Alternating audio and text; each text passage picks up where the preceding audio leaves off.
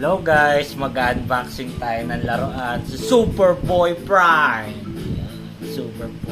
Superboy Prime. Yan, unboxing natin siya guys. Itong ganda nito guys eh. Dapat kapag may collection kayo Superman, dapat may Superboy Prime kayo. Alam ko sa Death Metal nandun din siya sa istorya eh. Nakalaban niya si Blackest Night doon eh. Yan. Unbox natin siya guys. Yun. Ang ganda guys, meron siyang kasamang flying stand sa card. Yan. Tama yan. Pagka Superman, dapat flying stand. Ito siya guys oh. Figure. Ganda siya guys.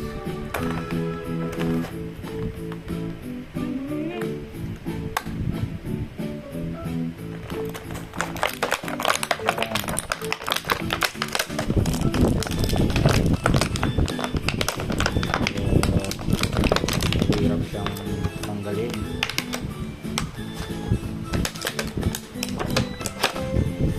Yun. Wala na siya masyadong dikit ah. Sa bewang lang. Ito siya guys oh. Yan. Okay yung sa ulo niya nati 360 guys. Shoulder niya medyo naangat naman. Okay naman, double elbow. Kaso lang yung sa articulation niya medyo mahirap igalaw dahil gawa dito sa ano niya, nakalagay na wire niya. Saka yung shoulder hindi masyadong mataas kasi medyo matigas din to. Medyo matigas to. Sa legs niya, okay. Ganun din ang problema guys dahil din dito guys. Kaya medyo mahirap din siya na magalaw articulation niya guys. Medyo hindi maganda yung paint ng figure ko. Yeah. Meron siyang double knee. Double knee siya guys. Meron din siya dito articulation sa mga guys. Pero guys, yung figure na to maganda. Medyo malambot yung ano niya, tape niya guys. Saka di masyadong mabigat.